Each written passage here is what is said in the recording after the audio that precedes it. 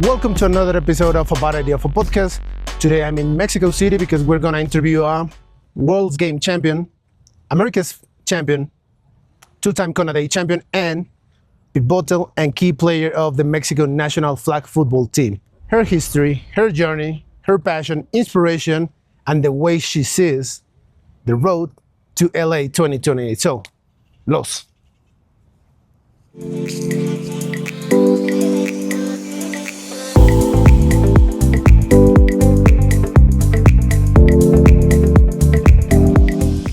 First of all, Angela, thank you for your time and for being on the podcast.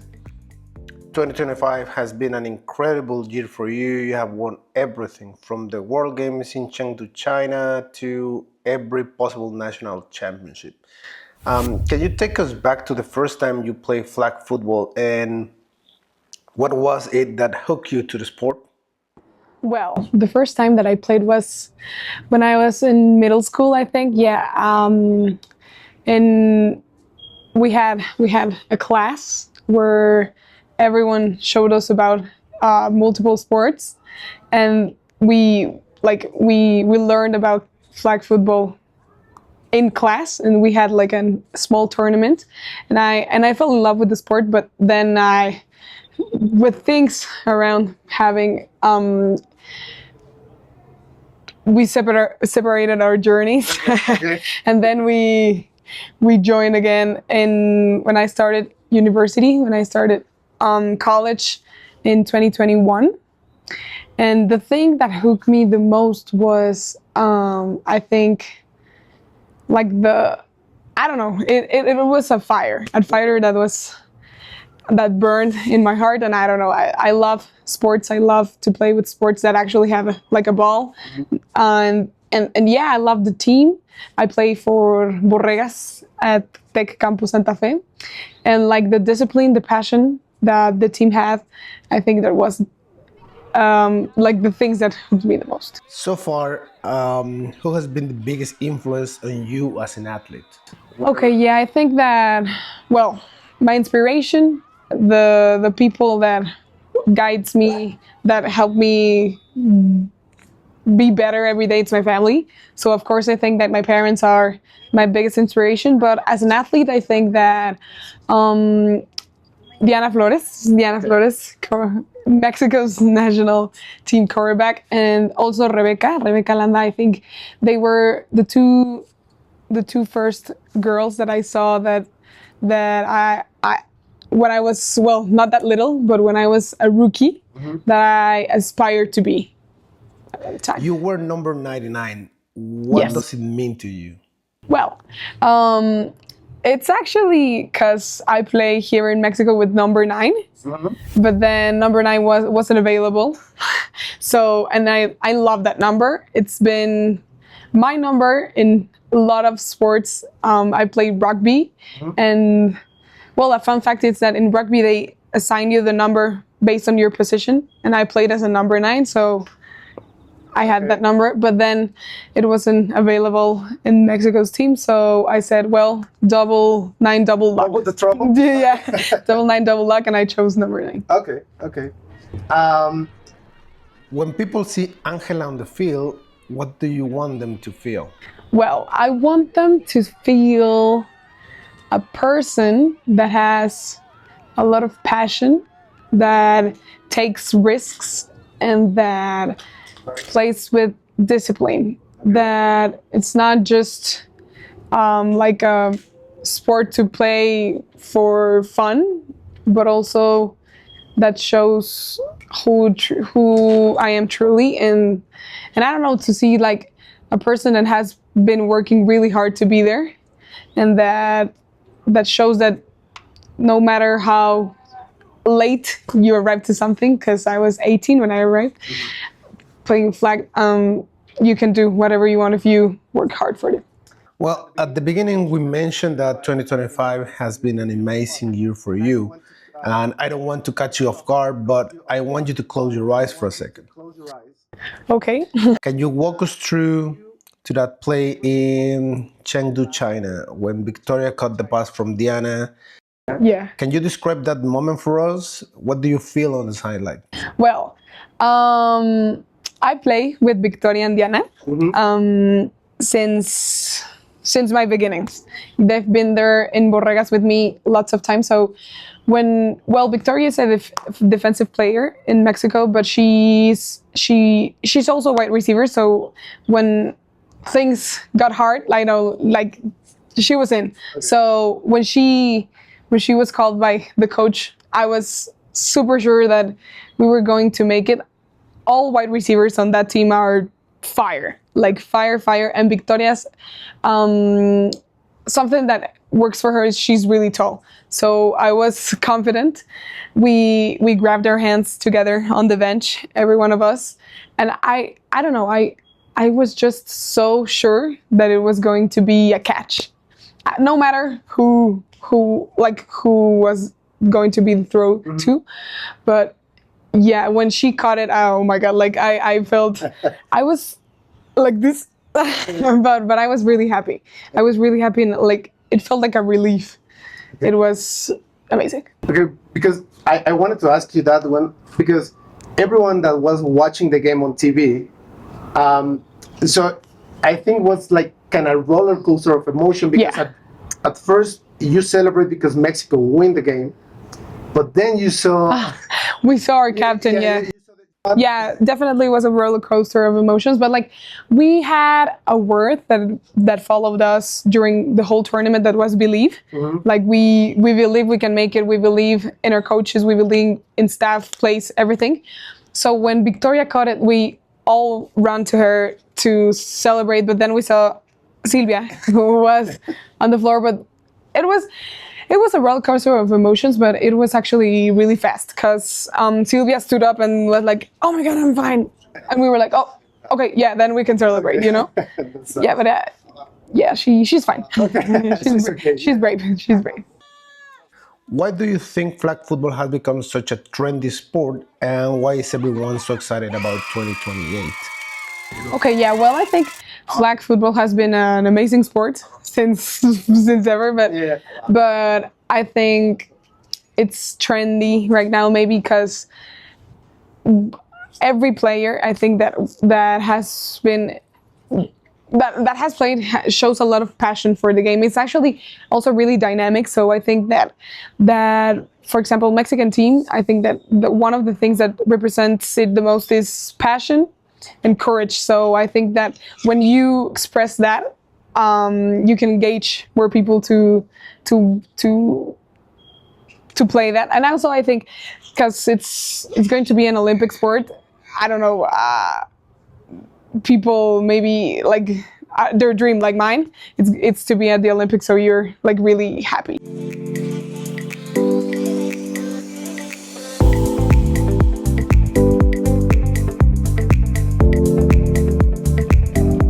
Have you ever imagined that moment? I mean, Mexico's national team playing the very first Olympic game in LA in 2028, and you being there on the sideline or with your teammates. Have you pictured that? Yes, it's actually, well, I don't have my phone. I wanted to show you something, but I lost my phone. Well, whatever. I have my wallpaper. It's LA's logo with a phrase that says, remember the objective, remember the goal. So I see that every day. So of course I've imagined that play, and I'm looking forward to be there.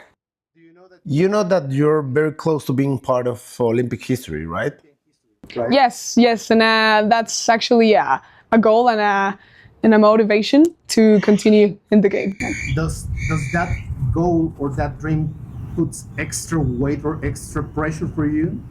Well, yeah, I think that because, well, pressure, a phrase that we say the most is pressure is a privilege. But then when you realize what actually means that pressure is a privilege, like you are the image of lots of hearts, of lots of dreams. So when you realize that as a good way and not a bad way, I don't think it's like an extra pressure that it's negative. So it's actually, it creates a motivation for me. Yeah. Right now, who do you think are your heroes in sports and in life? Well, definitely my parents. And sports and in life, yeah.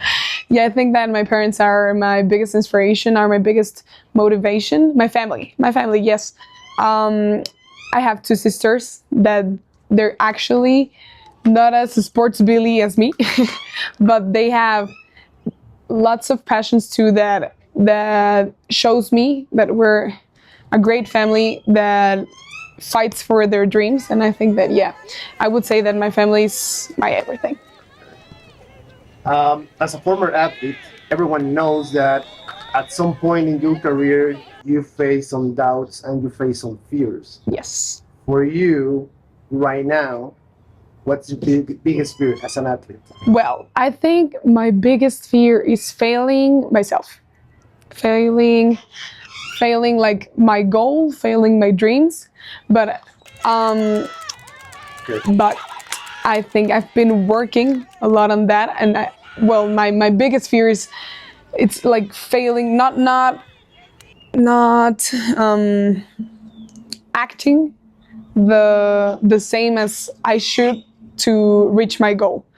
So yeah, I'm afraid of letting my dreams down, letting my family down, but also like failing me as giving up on my dreams, Like that, not fulfilling your expectations. not fulfilling my expectations totally. Um, and what is your biggest strength as an athlete? Well, I think that one of my biggest strengths is like that I don't give up easily. So I think I'm actually very disciplined and very responsible with lots of things. And yeah, I think those two. Those two. Beyond medals, trophies, and wins, what does success mean to you? Oh my God, that one's a good one. Okay, well, I think that success for me is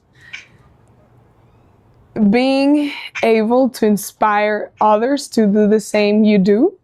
I think that just, yeah, success is not only winning the gold medal, it's like being able to pass through those fears to be able to carry the dream of others and your dream and to inspire others to be better. When you think about your career, maybe 10 or 20 years from now, what will you say you want to be your legacy? Oh my God. That's well, I think that one of the things that I want to leave as an athlete is that discipline is the most and one of the most important things in life, that it is not only about talent, that you need to be disciplined to get as far as you want.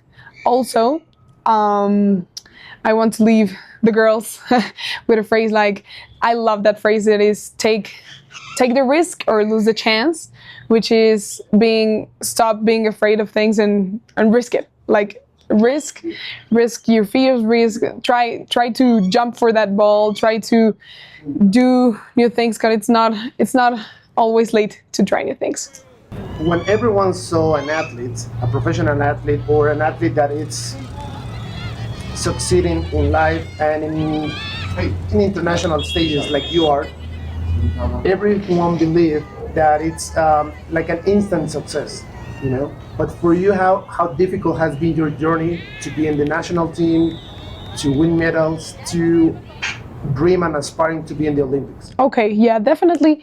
When you're an athlete and in sports world, they talk about lots of physical pain, like, but they don't talk about a lot of mental health. So I think that the mind is one of the things that, like, I believe it's the 80% of things, because when you believe in yourself, your body just flows. So yeah, I think that it's actually a great journey, and it's actually a very, very like hard journey to be at the national team, because it starts with a tournament, a big tournament in November, where you get like pre-selected. I don't know if that's a word. Okay, yeah, you're pre-selected, and then month by month, I don't know, I'm gonna give you a number, 100 girls start, but then just 12 go to China, 12 go to Panama. So month by month, they start like cutting off people, and every day you need to send gym evidence that you've been working on. You need to connect to virtual sessions in Zoom during the week to check plays, to check scout, to check lots of things.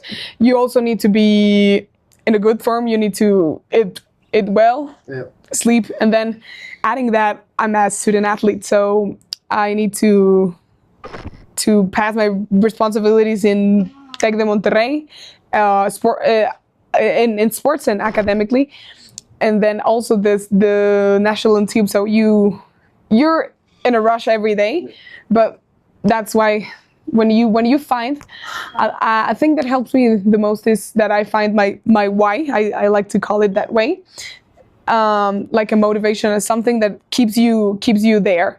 So you remember that thing, and so everything goes flowing right. Speaking about your why, Aha, so reaching the Olympics takes more than talent to be there. definitely. What are you doing different than most of the athletes, most of your teammates, and most of your opponents to reach that goal? Okay. Well, I don't know how my opponents train, but I'm a tugger. I think one of the things that I'm working on the most is that I am giving the same importance to every area of being an athlete. Like I train my body, I train my mind, I train my stomach. Like I go to the nutritionist. I take care also of the of the post workout. Like I go to therapy lots of times, so I can recharge my body.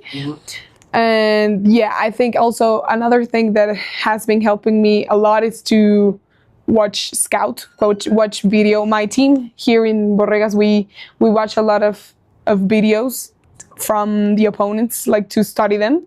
So I think that that's something that has been working to me a lot. Just giving the same importance to every area and not giving something but like, oh yeah, I'm young, I'm gonna make it.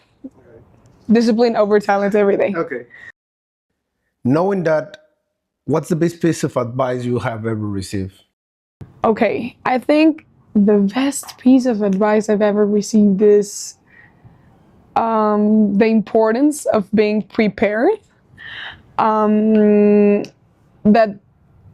I'll repeat it. Like it's not just about how talented you are. You need to continue growing, because maybe, okay, yeah, I'm young, it's gonna work for me right now, but maybe in 5 years there's someone that has been really disciplined, that has been working a lot and harder than me. And I think that, oh my God, yeah, perfect. With my talent, it works me today. Yeah, it works me today, but tomorrow I think it's not gonna work. So I think that's the best advice I've ever received, that you need to continue working for your dreams. They're not just gonna arrive like closing your eyes. And then everyone talks about success and winning, but what does failure mean to you?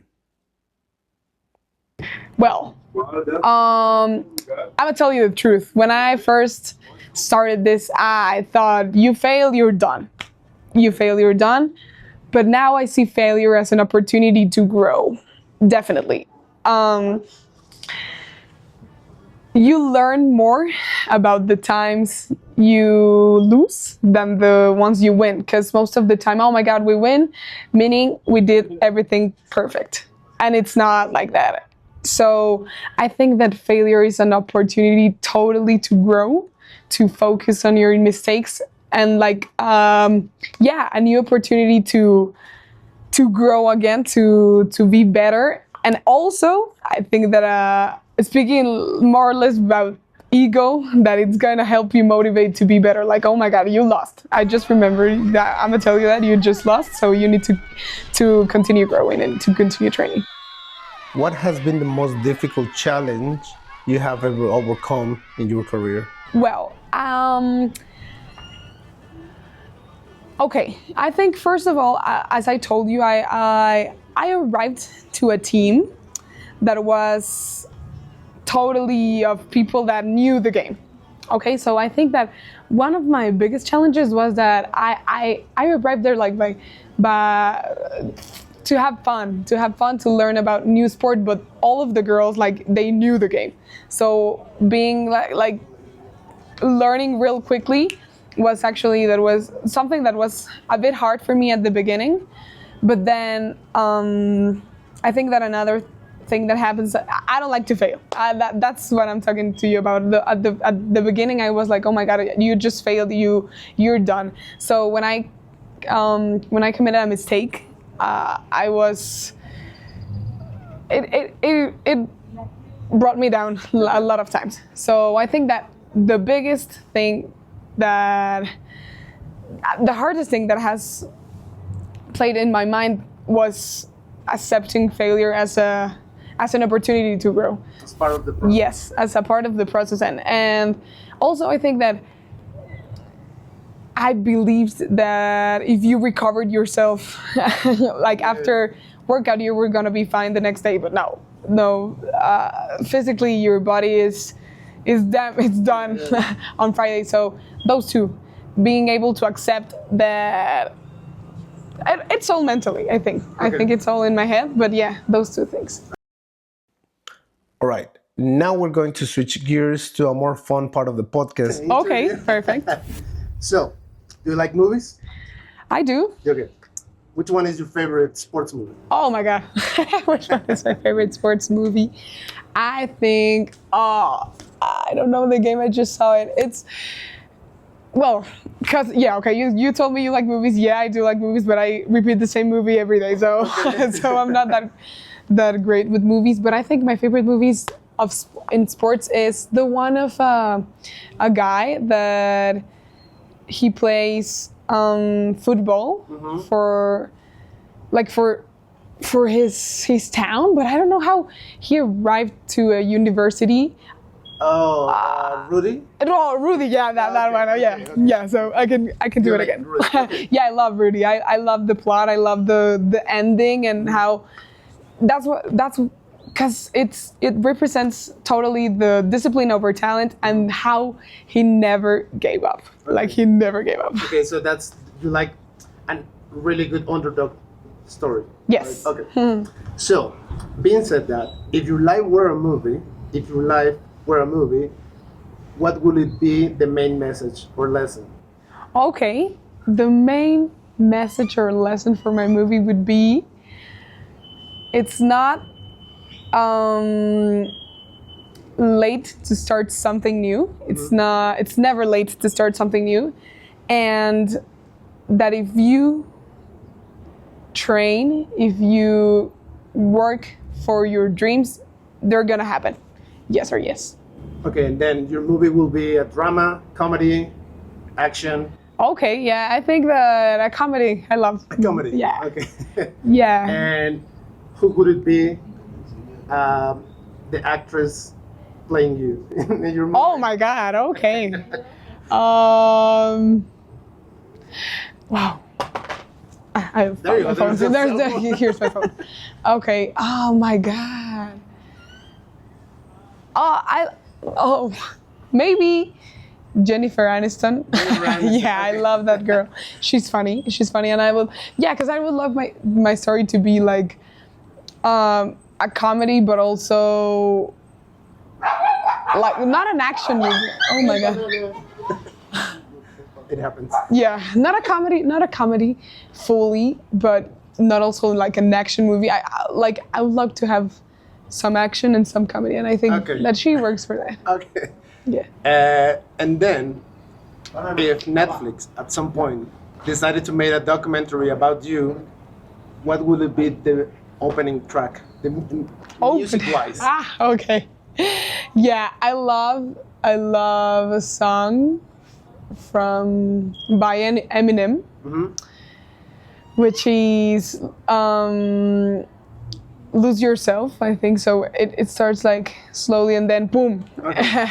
But yeah, also I love to have music in Spanish like Bad Bunny. Yeah. Okay. So you're happy because Bad Bunny is gonna be at the Super Bowl. I'm super happy. I know lots of people don't like the situation, but I love it. Okay, perfect. time for this or that. Big interception or game-saving flag pull. Oh, is interception also a game saving? big interception. Oh, okay, big interception or flags? No, I think that the flag saving, yeah. Like the play where you save the game, it's the best. Okay. Morning or evening training. I hate waking up early, but I don't see myself training in the night, so training in the morning. Okay. Winning at home or abroad. No, definitely at home. At home. Yes. Rainy game or extremely hot game. Oh my god. I prefer playing in rain. I know it's slippery, but yeah, I'm a defense. I don't catch a lot, but I hate the heat, like totally. Music prep or silence before the game. Okay. Music pump up all day. Okay. Yes. Do you have any type of routine before the game? Do you have any preparation? I love to be that girl of the speaker. So, and I'm playing lots of hype songs, but yeah, not a ritual, not a routine, but I definitely need music to be motivated for the game. Okay. If you can give one piece of advice to your teammates, what would it be and why? Okay, I think that the best piece of advice before the game, you were telling me about that, is that, well, literally to have fun. When you do things with joy, when you have fun, just things happen. So just to be concentrated, to remember, like we've been training all week. No, oh my God, lots of time for that. So you know what to do. So you just need to calm down and have fun. Okay. Have you ever speak with the people who you admire in your team, either in the Mexican national team or in Borregas, Campo Santa Fe? Do you ever speak with the people who you admire and said, I admire you because of this situation?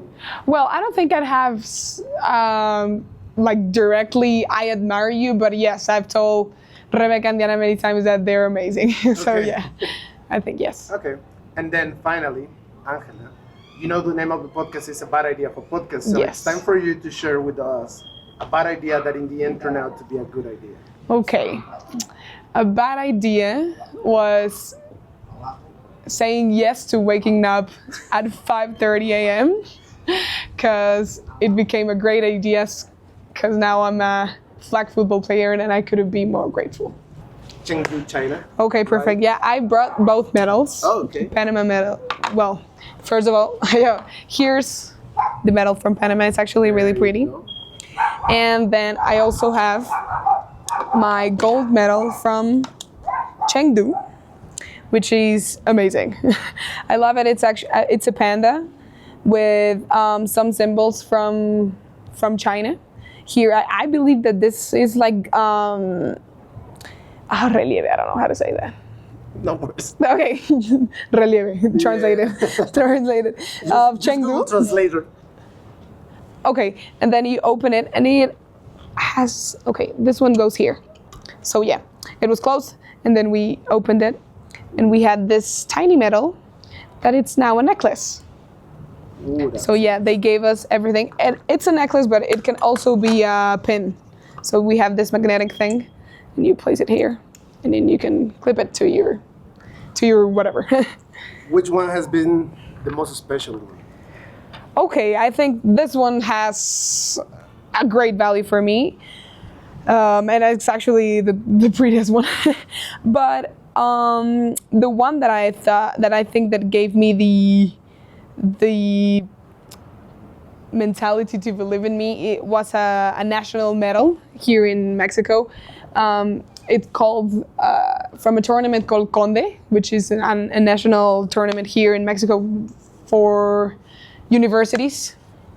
And yeah, I think that was the hype for me, and gave me the confidence to believe that someday I could win one of this. And then the next time we will see you again, you will have an Olympic medal around your neck, right? Perfect. Yes, we've been collecting these gold medals, and I hope so. Yeah. You are collecting gold. basically. Yes. That's what I work for every day. It's my mentality to seek for gold. But yeah, it requires a lot of sacrifices that I am totally in to sacrifice. If you can change something in your life and you can make it different in your career, Okay. what will it be? Definitely believing in myself before. Okay. I think I have the potential to do great things. I just need to start believing in me so others can do it too. Okay. Perfect. Angela, thank you so much for your time, for Thank your you. energy. Thank you for representing Mexico in such a high note and being an inspiration not only for your teammates, your family, but people looking around you around the world. Because Thank you so are. much for the invitation. I had a great time.